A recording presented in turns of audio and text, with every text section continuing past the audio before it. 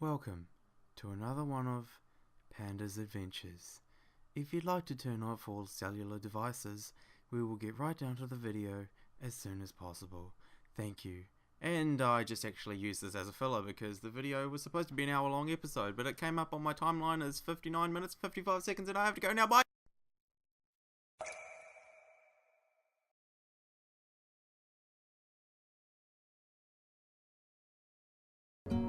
Hey guys, it's Panda here. We are back. No, we are not back. We are here for something new, something completely different, something you have never ever seen in your entire life. Never ever seen on YouTube, let alone my channel. Here we go guys, are you ready? We are here to view and listen to me play Katawa Shoujo. Oh wait, no, I think, yeah, oh, I got that wrong. No, yeah, I think I got that wrong. Sorry, that's all I put on my channel. Yeah, shit, sorry guys. Sorry, I completely messed that up. Sorry. Yeah, what's up guys? It's Panda here. And,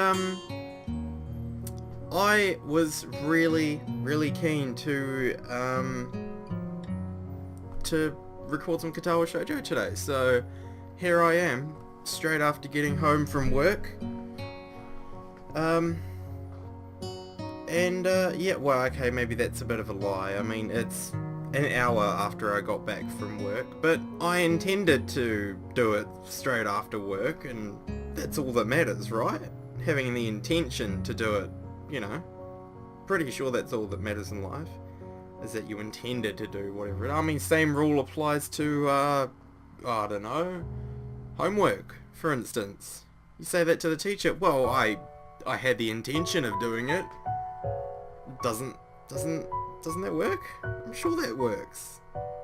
That's what I did. Let alone I got kicked out of school, but, I mean, they didn't know what they were talking about, so... you know. But hey, if you try it, it'll definitely work. Trust me. Life advice with Panda 101. Always works. 60% of the time it works. Every time. Okay, let's get into this. I don't know how long I've been talking, but I really want to get into this. Because I'm really keen for some umbrella logic cake. Scrumptious. Okay. I haven't exchanged a single word with her since then. Well, this sounds like a fantastic trip then, doesn't it? Emmy, on the other hand, is way too happy about just walking. Oh, that's right, we're going to have a picnic in the rain because Emmy's so confident that it's not going to rain, even though it looks like Judgment Day is about to happen in the clouds. She seems to literally jump on a little on every step, or skip over cracks, or balance on the edge of a sidewalk. Every now and then she comments on something to which Rin replies in an automatic sounding, nonsensical way that makes Emmy giggle a little. I thought it would just be a shrug. It's Emmy's way of speaking, just shrugging. Although, you would know why Emmy jumps and skips and is so happy all the time if you had played her path. Because we have.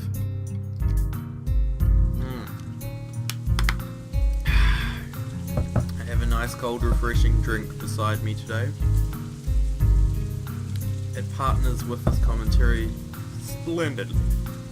Although it is sitting in the sun, so it's bound to get warm in about 5 minutes time. I'm too lazy to move where it is. And for some reason every time I keep talking about my drink I keep picking it up. I'm gonna put it down now. As we reach the bottom of the hill, the first raindrops begin to fall. I fucking told you, Emmy. I feel one hit the top of my head, then two more hit my nose in quick succession. It's not one or two rain clouds anymore. The entire sky has turned shadowy grey. This is the end. My only friend, the end. Billowing rain clouds swirling right on top of us. I fucking told you. Oh shoot! I guess we aren't going to have a picnic then. What did I say? What did I fucking say? No one ever listens to Hisao, do they? Unbelievable. What now? Huh? Miss, oh, it's not gonna rain? My name's Emmy, it's not gonna rain. Maybe we could have a rain picnic. A picnic in rain?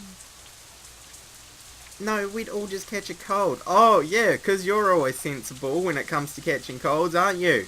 Yeah, my name's Emmy. I'm gonna go for a run even though it's raining. Then I'm gonna get a cold the next day. Fucking Emmy.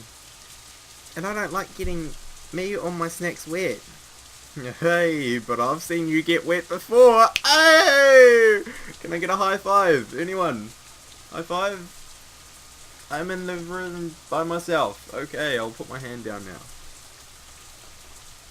I kind of like it. Not the snacks part though. Oh, she likes getting wet! Hey! We have a winner! Emmy considers our problematic situation with her tongue sticking out of her mouth for a moment while I open my umbrella and lift it up, trying to hold it so that all three of us get covered. Maybe you should just kick Emmy out of it and just have me and Rin. Hey, Hisao, have you been to the Shanghai yet? It's a cafe somewhere around here, right? It's right beside you, that's it right there. Okay, it's not, but I've heard of it. It's a nice place. Let's go there and wait out the rain. If it's just a really quick shower, we can still go for the picnic, and if it gets worse, we'll just order cake there instead. So this turned from a lovely day out with two girls having a picnic that I paid for none of the snacks or anything, to going to the Shanghai, indoors, sheltered, kinda boring tea house, and having to pay for cake. For probably all three of us, because I'm the one guy and there's two girls, and they're gonna go, oh shoot, we forgot our purse. Not that these girls look like the kind of girls to carry purses, but anyway, I digress. Neither Rin nor I have better ideas, so with Emmy taking the lead, we start walking briskly along a side street. The cafe is only a few blocks away, but even with the umbrella, we can't avoid getting slightly damp. The rain keeps coming down harder and harder. Raindrops leave tiny dots on the black asphalt road, which then combine into bigger patches like pointless artwork being made in front of our eyes in mere seconds. Look, you're comparing everything to artwork now. Our boys growing up. It's pouring heavily, drumming on the hoods of the cars parked on the sides of the street and already flowing into little creeks along the sidewalks. The yellow light shining through the rainwater streaming down the windows looks very warm and inviting. But Yuko inside isn't. I can tell you that much. I shake the excess water off the umbrella and head inside with them, following Emmy to a vacant table in the furthest corner of the small cafe. We certainly are a group of people that like to avoid socialization, don't we? I can hear there's a lot of people in this place. We go to the furthest corner, the darkest corner, where they like to keep all the strays. The place is almost full. Apparently other people had the same idea as Emmy, and now we are all stranded together here in this cozy little place. Varnished wooden pillars and paper screens mixed with Parisian style tables and chairs, in discordant harmony, a contrast of old and new. Light jazz plays quietly in the background, though it's mostly drowned out by the murmur of the customers. I have to admit the choice of jazz in this here game is fantastic. I never liked jazz, but although in saying that I really never seeked out jazz music, I guess, but it's really nice music to sort of listen to after a hard day. You've had a hard day at school? Listen to jazz. Hard day at work? Listen to jazz. Hard day? Jazz. Jazz? Jazz! There's only one waitress serving the full house, frantically gliding from one table to another and trying to keep up with everything. To my surprise, I think I recognise it. Of of all the waitresses you could have had serving all the customers in the shop, you've got Yuko. The one that's the most panicked, and you chose Yuko. I watch her deliver a tray of teacups, fall over and spill them all over the patrons. And pastries to another table, taken by Yamaku students, then take an order from a middle-aged couple sitting across from us before finally turning to servers. Yuko?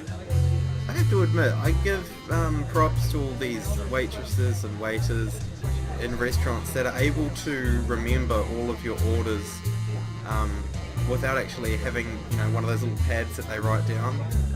I mean, albeit most of those waiters are in like the higher class, sort of more expensive restaurants, but you gotta have a pretty solid brain to remember all that shit, especially if someone's really picky with their steak or something. Now that she's close and facing me, I see that it really is her, the part-time librarian of Yamaku in full waitress attire. It's a pretty cute outfit. Not on Yuko though. And she has tied her hair up in buns to match. That's a completely different image from her mousy plain style at her other job. Yuko blinks a few times, looking confused, then remembers that she was about to say something. Welcome to the Shanghai. So, you work here too?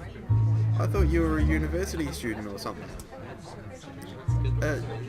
Yeah, that too. It's a part-time job, as you can see. It's Sunday, so there aren't any lectures. You are a busy woman, Yuko. Good thing too, since today has been so busy, I'm wishing for another pair of hands. Anyway, I'm in a bit of a rush, as you can see. What can I get you today? Emi doesn't hesitate even for a second. Her eyes glitter like those of a kid in a candy store. Tea for everyone, and cake for me, you greedy bitch. Why don't you order cake for anyone else? Yuko tries to stay as formal and professional looking as possible, smiling cheerily, shut up phone, at my ravenous companion. Ah yes, today we have a choice of strawberry shortcake, raspberry layer cake, or lemon meringue pie. Ooh, I'm gonna have to see all three to sort of decide. No, actually, let's go with the strawberry shortcake. I'm pretty keen on the strawberry shortcake. Strawberry. No, lemon. No, actually, I'll take both. Fatty. She looks at me in challenge. I'll just take the pie. Or we can have the pie. Nothing. You can have some of mine, Rin. Emi makes a face. Ooh, my favourite music. At Rin as though she had bitten into a lemon. She's clearly unhappy with her for not joining in. Oh come on Rin, that's not polite at all. Well, if you're paying. Nothing, thank you. No, you silly. I meant that you should order something too. I'll take a straw then. My feet are all weak. Wait, what? Oh. Sorry? The drinking kind of straw? One please. Yuko is obviously uncertain of what to think about this. She fiddles with her pen and stationery for a moment, looking like she's about to cry, before deciding that we've finished ordering. Thank you very much. She bows down a little bit too deeply and scampers to safety behind the counter. After that ordeal is over with, I have a chance to relax a bit and take a better look at the surroundings. Almost every table is occupied by people happy to be out of the rain, thankfully sipping their tea while waiting to dry off. If they played this music in a tea house, I'd be there every day. Fragments of grumbling about the lousy weather. Fucking weather. Or discussions over recent homework carry from nearby tables to my ears. Each one overlaps the other, but all are covered by the sound of falling rain. It's a beautiful day out here today.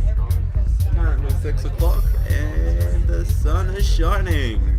We're gonna have overcast periods for a couple of hours in the next couple of days. Cloudy from southwest. Yeah, I'm not a weatherman. I should not be a weatherman. That's terrible.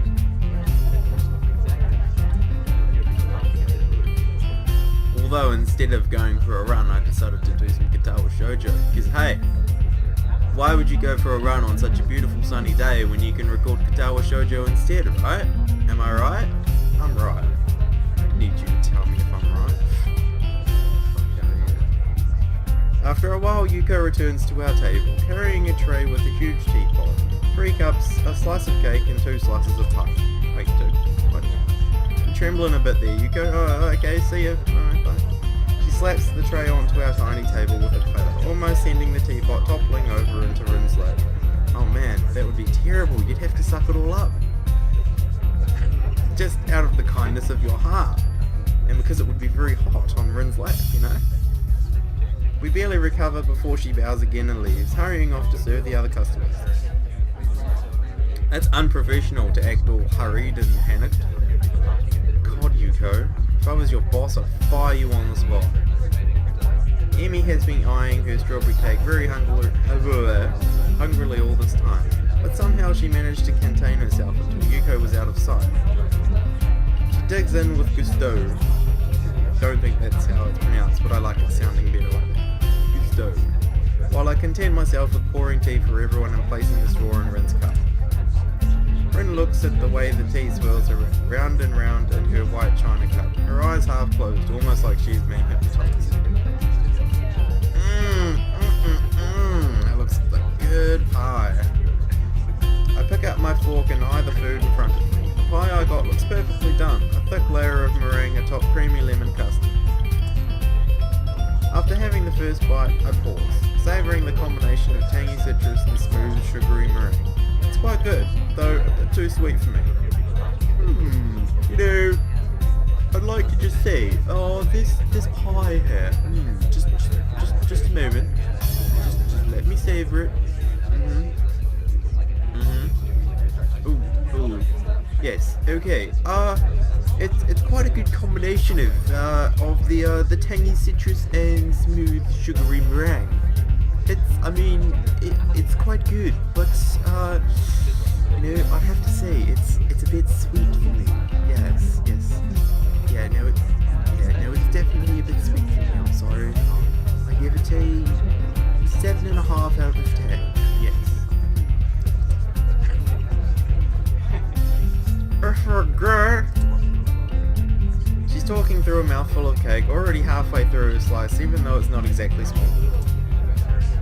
I put something in her mouth and it wasn't exactly small.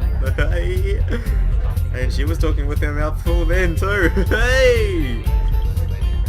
I want to taste some of that. You sound like my sister. Every time we go to a restaurant, she goes into everyone else's fucking meals. Before I get to respond, she strikes out at my delicious pie, takes a piece with her fork and escapes with it. This is pretty good too. What are you doing? You have a slice of your own. It's your own damn pie. Yeah, but if I started on that before finishing the cake, it'd be rude, don't you think? Her insolence is outrageous, but the gentleman in me allows for no retaliation. I glare angrily at her, and she replies by sticking out her tongue impishly. Emmy is even more hyper than usual today, but I don't mind. It's good for her to let off some steam. The rain, man, it's the weather.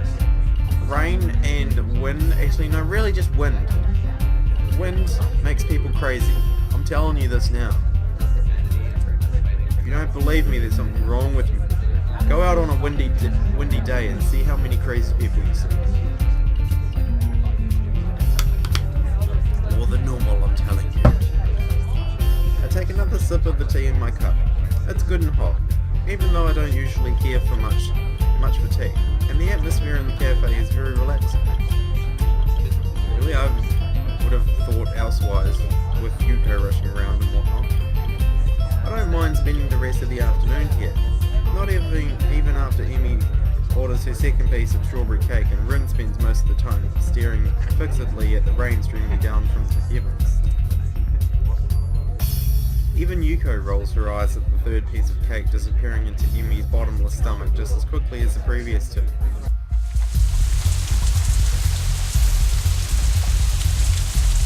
Despite the passing of time, it's still raining outside when we exit the Shanghai, though it seems to be letting up a little.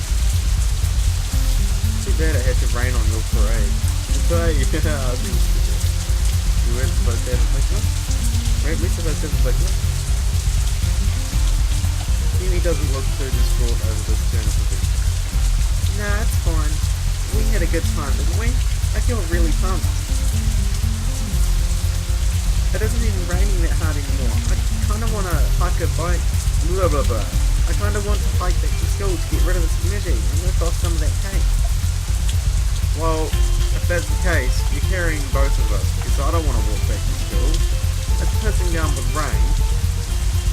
Rin's there just standing in the rain, and yeah, you're fucking carrying us, right? She stretches her arms out and arches her back like a cat. Meow. After rolling her shoulders around twice, she smiles brighter. Man, I can't really run with these legs though, especially uphill. I wish I'd brought my other ones. You and that look, honestly. Don't. This notion sounds odd, spoken so casually, but I guess for Emi, changing legs is sort of like changing shoes. Someone can. Maybe if I walk really fast, that'll be kind of like running. I think I'll do that. I won't be able to keep up with that going uphill though. I really am in bad shape. Plus, you'll get wet without an umbrella. It's hardly even a drizzle now.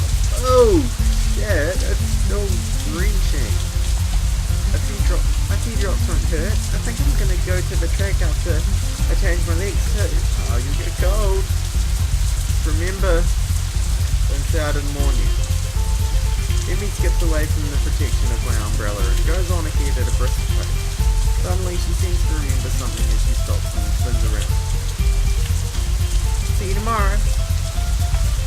Come eat lunch with us on the road. I'll bring it up for 3. And she's gone. Rin and I are left to watch her wave at us and skip off again. Soon she disappears around a street corner. I'll never understand why Emi is perpetually in such a hurry to get somewhere. So, would you like me to walk you back to school so that at least one of you won't get wet? If you are happy with it, I am most certainly happy with it. It seems neither of us wants to keep alive the strained atmosphere from the argument a few days ago in the art room, which makes me feel relieved. I don't want to bear grudges, and I'm happy that Rin feels the same way. Thus it is decided that we are content with each other's company for now, and we start walking in the same direction again, albeit at a considerably calmer pace. On the road again. I get a bit closer to Rin, even though the umbrella is already big enough to shelter us both. I can feel her nearby warmth, providing a contrast to the chill of this rainy weather. Raindrops hitting the umbrella make a distinctive sound, playing the staccato melody of rainfall for nobody in particular. I realise I haven't been outside in the rain in what feels like forever. I inhale, taking in the scent of rain, feeling the weather with all my senses. The world melts into a blur inside the rain. The colours of the sky have deepened from grey to dark blue with hues of red added to the mix from the sunlight reflecting off of the clouds. The low-hanging sky looks pretty, as if I could reach out of my hand and touch it. Have I told you how much I like rain? It's like painting. It makes me feel connected. That's an interesting thought, Rin. You have a lot of interesting thoughts. I like rain. Well, no. I mean, I like rain when I'm about to go to sleep. It makes for a very easy sleep. Other than that, I don't like rain because I like being outside. I like sun. I'm a summer person. Almost echoing my thoughts, Rin lets out one of her own. It slips out of her mouth, circling around us gently. Everything looks so soft. Like the outlines of things just disappeared. I like that. It's like the rain is hugging me. I'll hug you, Rin. Let me hug you. Her voice sounds different from usual, more gentle now, and soft. I wonder if it's only because of the girl... Because of the rain, or because of the mood the rain brought upon the quiet artist girl. I feel that mood in myself too, enhanced by her words. Yeah, it's like rainy weather too. It's nice every once in a while. I wonder what it is about the rain. Everything. Okay. The silence follows the statement. As it allows for no continuation, I decide to push the direction of the conversation a little. But you know, if you like the feeling of being connected, what's the problem with showing your paintings to others? Don't you want to be connected to other people? That's not the same thing. You're comparing apples and squids. Well, that's interesting. I brought up the subject Rin wants to avoid, and it shuts her down again. The question stays hanging between us for the rest of the trip back to the school. Well, you done goofed up. And I can't help wondering what on earth I could have said to truly reach Rin. Yeah, that would take a lot, wouldn't it, to truly get into Rin's head. Does she feel that she's lacking in identity? Ooh, that's a deep comment. She has a strong personality, but if pressed to elaborate, I'm not sure I could describe it accurately. She feels like a person who is in constant conflict with herself. I never know what to expect when I talk to her. I wonder how she herself experiences that disconnect. If Rin is asking herself every day, who am I? And obsessively paints images to define herself day after day, what does she think of that way of living?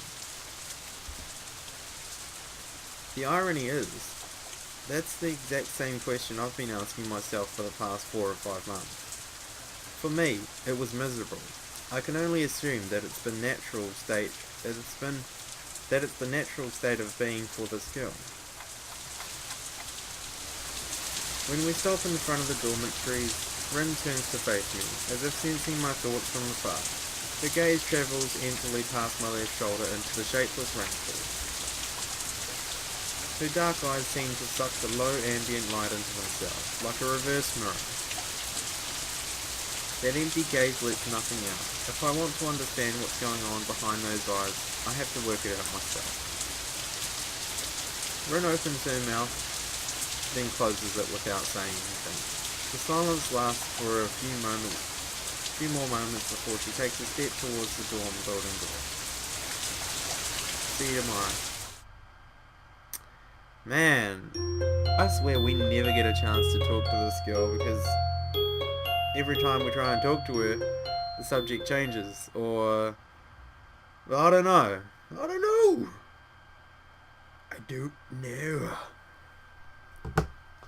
The next morning, like every second Monday morning until he says otherwise...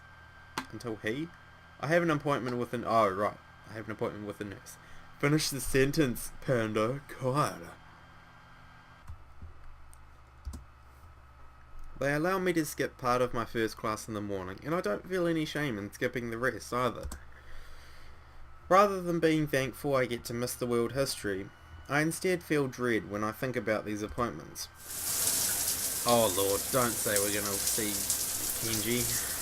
I wake up at the normal time anyway and wash myself in the bathroom I share with Kenji, tidying my sleep disheveled hair. I quickly get dressed and put my laundry in the basket. Oh, thank God. Whew, that was a quick shower.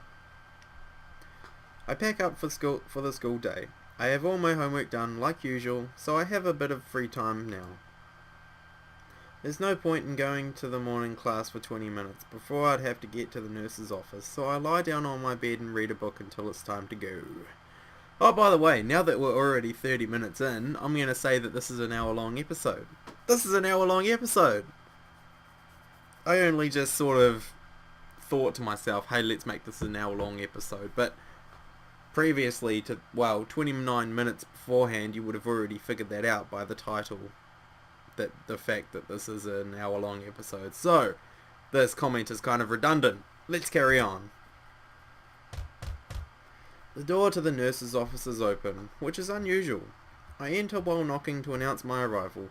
Looking up from his computer screen and minimizing Minecraft, he motions me to take a seat with a friendly hello. Hello. Steam wafts up from a piping hot cup of coffee on his desk. It's probably not his first today. Oh, I thought he meant a different Steam, like Steam on the PC. Okay, right. How are you feeling on this wonderful morning, Hisao? Oh, I'm alright, I think. It was cold yesterday because of the rain, so I woke up feeling a bit groggy. You too, huh? Quite a few kids got caught without an umbrella, so we've been spending time handing out masks and curing sniffles. Ah, the snuffleupagus.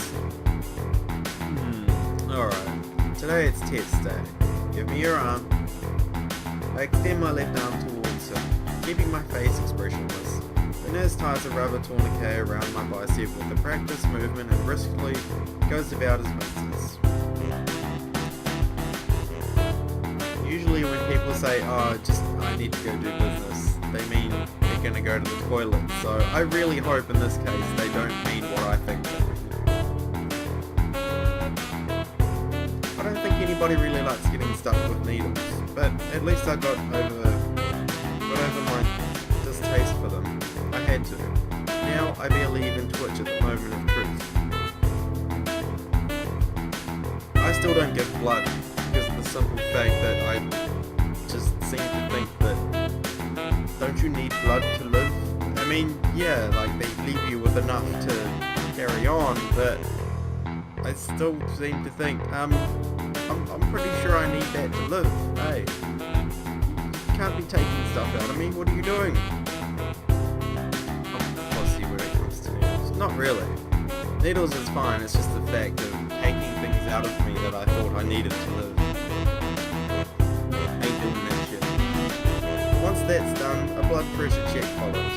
Again, there are checklists and questionnaires to go through. The nurse nods and scribbles in my answers to the questions as I get them. Alright, let's have a listen now. I unbutton my shirt and put it neatly on the back of the chair I was using while he puts on his stethoscope. I know by heart the order of places when he's going to listen to my lungs and heartbeat. I adjust my breathing to be even and deep without even being asked. It's become routine now for both of us. It's funny, this is pretty much the only time in one's life where you really concentrate on breathing and nothing else. It has always amused me. The nurse lifts the cold steel stethoscope from my chest and places it a few inches lower, listening again. The contact of the metal makes me flinch on reflex, even though I was expecting it. He furrows his brow, but I can't tell if it's because he's unhappy or if he's trying to pick something specific out among the complex multitude of irregularities in my heartbeat. Oh, it's quite a sentence. Is there something wrong? Well, Hisao, my dear boy, the truth is, you're going to die.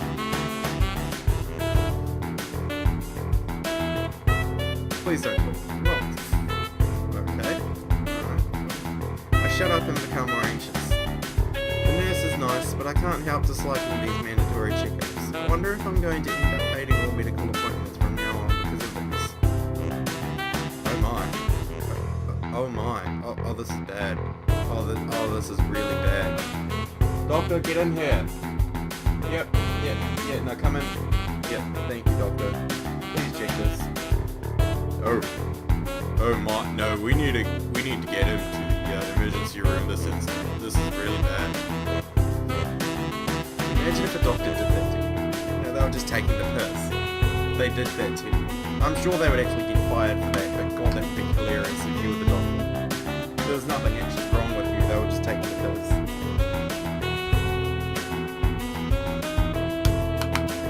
Finally lifts the circular metal plate from my chest, allowing me to talk. Everything seems to be fine.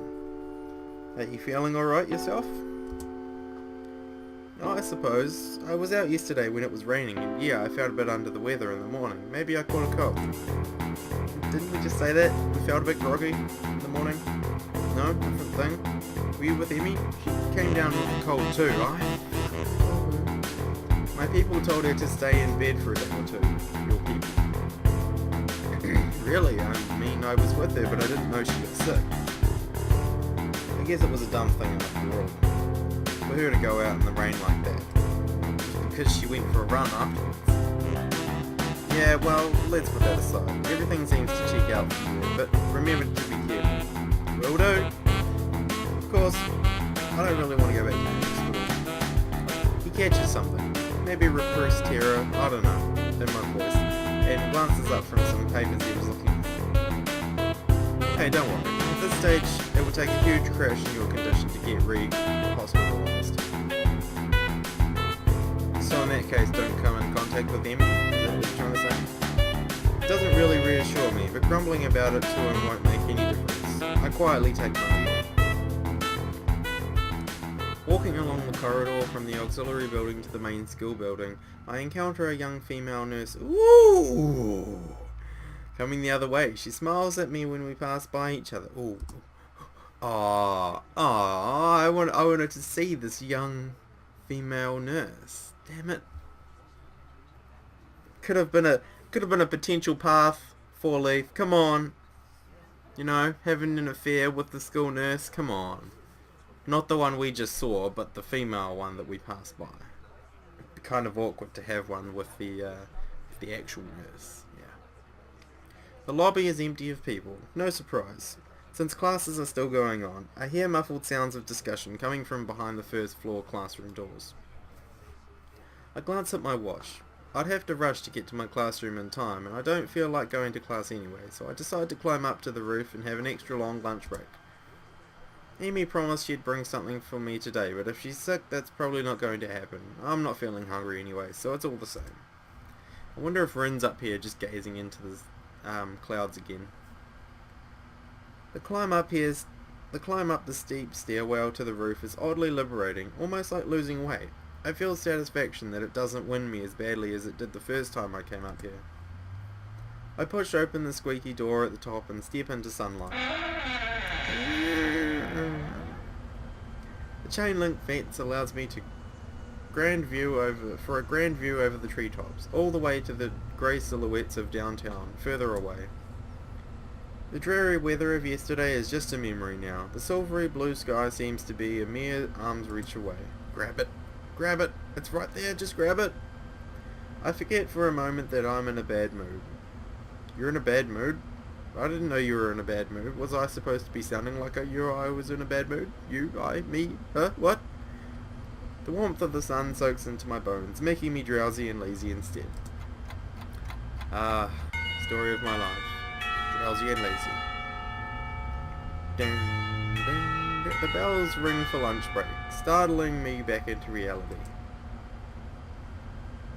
Soon afterwards, the quad below me bursts into life. Students pour out of the doors, down on the ground floor, intent on enjoying lunch at the quad and the lush gardens in this perfect weather.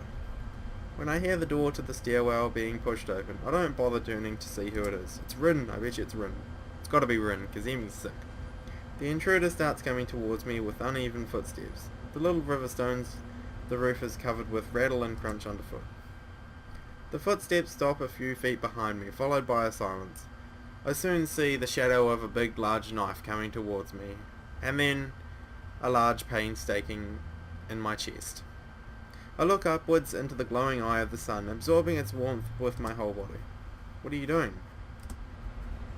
I turn around out of courtesy at her first words to behold the slim, awkward figure of Rin Tezuka. She looks very much like herself today, too. Her hair is maybe a tad messier than usual, as if she just got out of bed. She stands with her weight shifted onto one foot, looking at me with mild curiosity, as if I was something in a store's display window. You don't usually ask what things in store display windows are doing, because usually they're not real. I don't know, just spacing out, I guess. What about you? Emmy promised food. We usually eat here. I'm afraid you're going to be disappointed. I heard Emmy came down with a cold. Oh, I guess that makes sense. She wasn't in class. It's not that common to get a cold in June, though. You don't think she went running at the track afterwards like she said? The rain just kept going. Probably. In the rain? In the rain. That sounds like a bit too much for just keeping with the training regime. Amy is a hard-headed one though, so I can see her running in the downpour just because she had to. Well, that's obviously overdoing it. Probably why she came down with that cold too. But I guess it's kinda cool. Why is it cool? Speaking of that, I'm not feeling well either. Oh shit! Rin sneezes pretty hard. Failing to stop it in time, she cranes her head down to wipe her nose on her shoulder. Please tell me that just did not go directly into my face. So deciding that would be too unladylike, I pull out my handkerchief and hold it to her nose. Here, bless you. Thanks. She clears her nose and I dab the handkerchief gently on it, wiping it clean. Aww. Her nose is really cute. What? Her nose is really cute.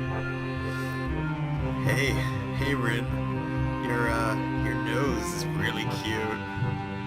Oddly enough, it's probably the girliest part of Rin's face. I think I'm blushing a little, but Rin doesn't notice. What if she commented saying, "You like my nose, don't you?" Thanks. I think I might be coming up or down with something too. Like I was saying. Hope not. Rin doesn't seem to be bothered about eating, so despite the lack of Emmy provided lunch, we stay up on the rooftop. She comes over and stands next to me, right up against the fence, looking into the same abstract distance as I am. Nobody else seems to be coming around to intrude upon this calmness either. It's quiet and peaceful. What does one do on a lunch break if not eat? Stare into the dank abyss. Dank? Dark? Blank? Blank. I think I was after blank. Dank. Damn! This abyss is dank! It turns out that between the two of us, we don't really know. Fortunately, passing time is an activity that manages itself just fine. Even though there's no conversation to fill the silence between the passing seconds, no pointless activities like cloud gazing to spend upon the minutes between now and then, time marches on relentlessly. I keep checking the time on my watch, then decide it's a dumb thing to do, and said I try to hold out for as long as possible before I check it again. Maybe I can hold out for 6 or 7 minutes. That's a bad thing to do, you know, when you're waiting for something or when you're waiting for someone, you constantly check your watch. It just makes time go slower. It's one of life's mysteries. Time goes the same speed, but it goes slower when you check your watch constantly, which I just checked the stopwatch to find out how long I've been recording for, and it really wasn't as long as the last time I checked it, which I thought was going to be longer, but hey, it just proves my point, if there was one jumbled in there somewhere. Rin remains silent, idly looking up at the cerulean expanse above us. I wonder why. More often than not, we don't speak much. She said that she doesn't like speaking because of her perceived difficulties with expressing herself properly. As for me, I think I just got sucked into the habit at the hospital, where I spent such a long stretch of time never really talking to anyone. Most of the time, I feel comfortable about this quiet mood, and even when I get the feeling that I have to break the silence, it's always so difficult to come up with something to talk about when it's with Rin. Maybe that's why it's so difficult, because you're trying to think of something to come up to talk about. It's not natural, that's why. She and I are on such different wavelengths that nothing seems to be on common ground. What is that you like about the sky so much? I think we're missing an it there. What is it that you like about the sky so much? She turns to me, her eyes dark and serious. Sky is the only thing that is perfect. I know it. You could say I'm an expert of sky if you wanted, and I am, even if you didn't want to, a sky expert. It's always different, but it's always perfect also when it's different. Yep. I follow her gaze upon the boundless blue expanse, thinking of her words. Have you ever wanted to be something different? It wouldn't be so bad to be this guy. Well, you'd be perfect. No, I mean someone else. Someone different. To go to a normal school like everyone else. Not have to worry about stuff. What stuff? I try to find the right words for a moment, but can't manage to form a sentence that I'd be comfortable with actually using. Man, I don't really want to say it out loud. Try. I'm not so good at mind reading. Don't you ever want to not be disabled? She thinks about this, and then shakes her head frowning. That's a hard question. I don't know what to say. It defines who you are. Let me say that. It's okay if you don't say anything. For some reason, I'm just so unsatisfied with who I am right now, and that I'm constantly thinking stuff like that. It's pretty hard to admit, but there it is. Honestly, I feel relieved about finally saying it aloud to someone, even if it's just Rin. I think I want to be different sometimes. I've thought about changing myself lately, but it's a bit scary, like walking backwards with your eyes closed. The difficult part is to know where your toes are not pointing at, I mean, directions. Even if I don't do anything, I would never stay the same. It's like my old paintings. They are different than what I paint now because I'm different, but they are still my paintings, so there's something same. It's really strange. I am different every day, but I'm still me every day. Who am I then? What the fuck? Yeah, is that a real... Oh man. Is this like one of those things I have to do to get out of the labyrinth? If you want it to be. I don't know the right answer though, so you have to come up with it yourself. Well, it's the sky, isn't it? Going by your definition just now. I actually managed to surprise her by that. Mind blown. Maybe she had already forgotten about it. That's right, but I was thinking about myself when I said that. Very strange. Well, maybe you're perfect. Could it be that I actually am the sky? I don't think that's possible. Your logic's a bit off somewhere. She looks down and shuts up, and I can see she's quickly going over the deduction mentally, seemingly unhappy with the result she finally arrives at. Yeah, maybe I'm not the sky. Would make sense. I have a hard time knowing what kind of person I am. You're not the only one. It's like my mind is in some other place than the rest of me. Underwater? Yeah. I wonder how it got there. I have no answer, so a brief silence falls between us for a moment. I shift my gaze back to the sky above us. The last time I really paid much attention to the sky was, I guess it must have been at the hospital. I could only see a thin strip of sky from the window of my room. If I walked up to the windows and pressed my face against the cold glass, the strip became bigger, but not by much. That sky made me feel sad and lonely. A reminder of the world on the other side. I wonder if there's another world beyond the skies we see from up here on the school's roof as well. I can't stop comparing life at Yamaku to my hospitalization, but I really should. I'm not there anymore. The narrow sky from the window of my hospital room, the faces of the doctors, the faces of my parents, the off-white walls everywhere. Awanako's letter, echoing the words she never said, the things of the past now. I wish I could forget everything up until now, and that time would stop completely. There would be only me, Rin, and the sky, an eternal lunch break on this rooftop. Perfect, unchanging, and forever. I'm not sure if I like or hate this school. I could have gone to a normal school if I wanted, but I chose to come here. Why? I just decided I would. Kind of like melon or plum jelly. I'd go with melon. Do you think it was a good idea? I mean, there are a lot of good things about this school, but I think there are a few bad things also. I know. I kind of collect people because they are interesting. People here really are amazing. Most of them, but not all. Like that Shizune girl. God, she's a bitch. Just kidding, Shizune lovers out there.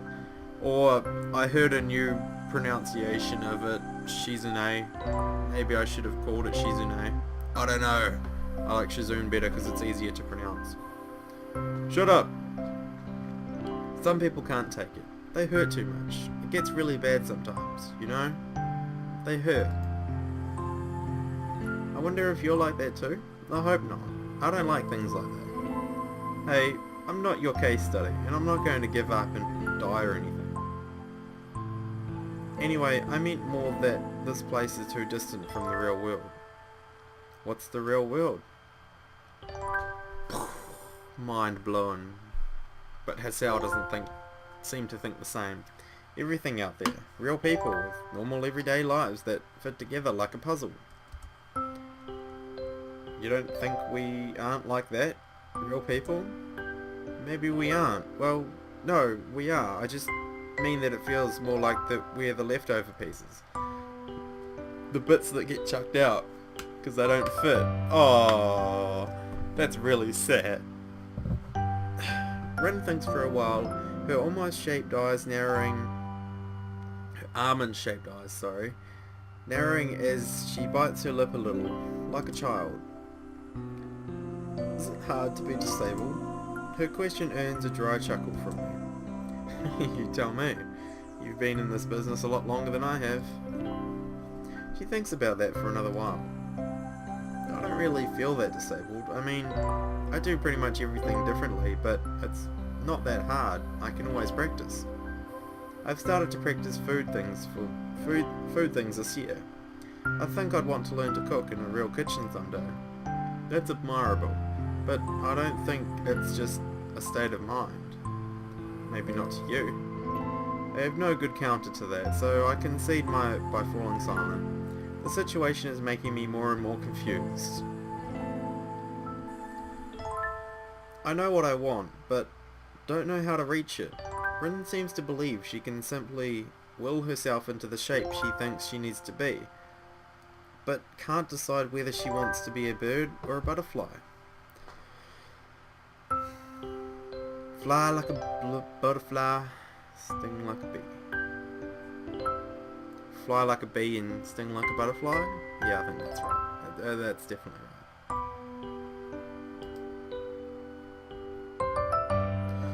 I think I'd want to be a butterfly more. You know, people don't like birds that much. People like butterflies. They're cute. They like to keep them as pets. Birds, on the other hand, you go through the car wash, right?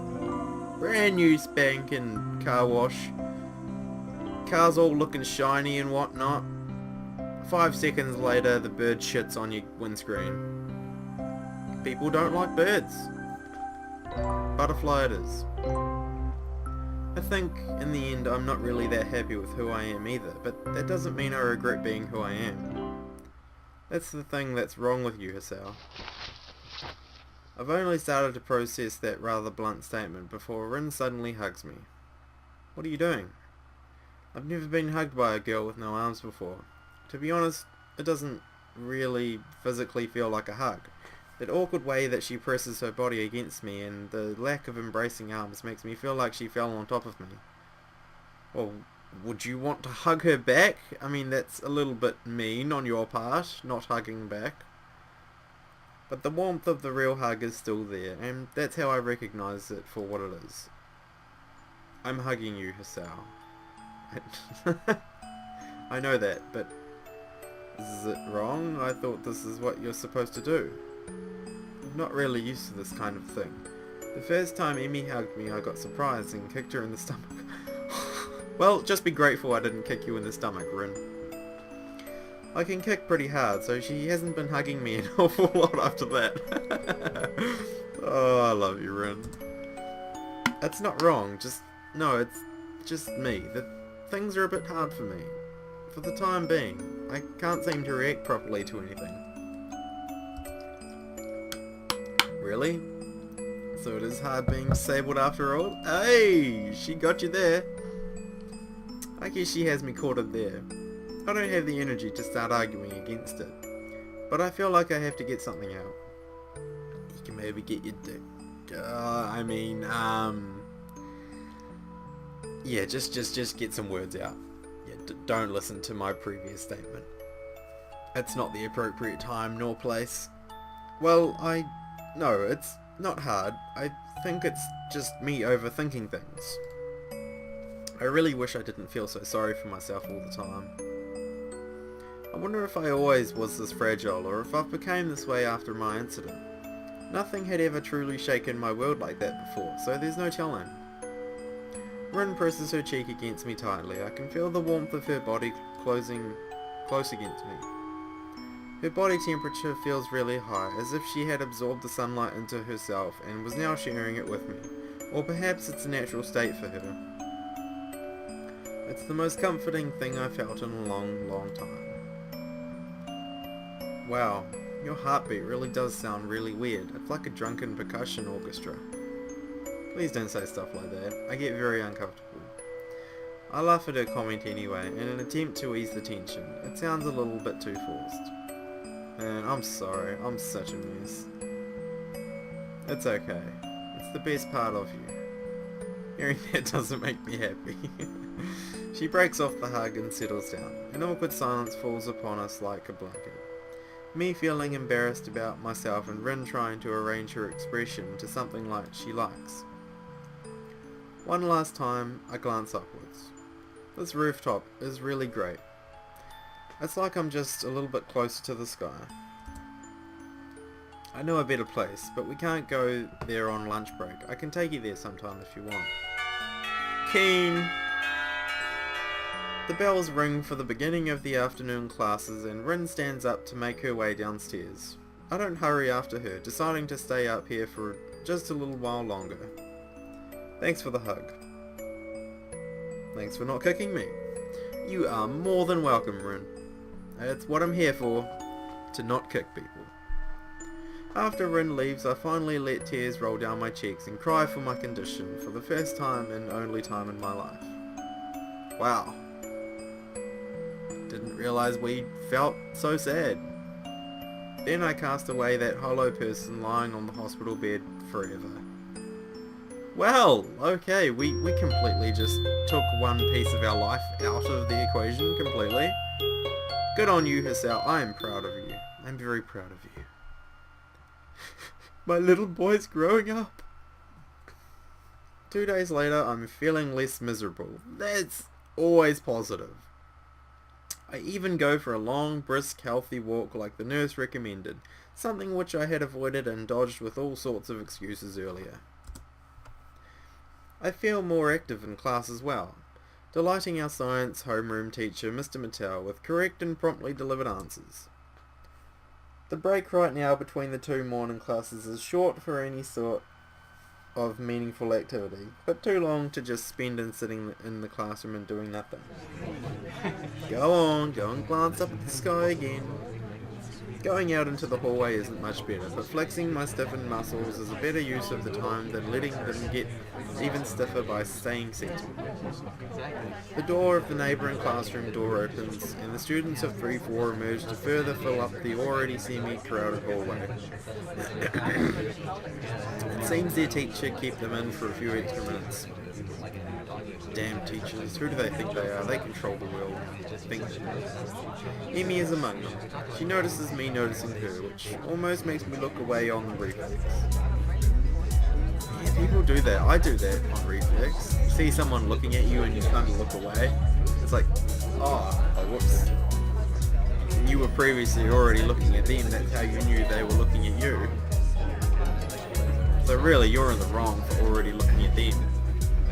And then you just feel like more like a dick because they notice you looking at them. So you look away instead of looking. Oh, I don't know. I'm just too much looking. I don't, however, and Emmy smiles at me as she happily skips towards me past the other students. Emmy looks pretty energetic, showing no sign of illness whatsoever. It seems she recovered from the cold. Hey, good morning. Nice to see you back on your feet. Feeling better now? She looks fine to me, but I still feel compelled to ask. Thanks, and yeah, I do. It was just a cold, nothing serious. Emmy laughs confidently as if to emphasise her condition. I wonder for a moment what would count as serious in Emmy's book. I'm going to end it there, guys. I hope you enjoyed, and I will see you next part. Unfortunately, I'm stopping it right here because people have just arrived in my house, so I have to go and meet and greet. Yeah, thanks, and bye.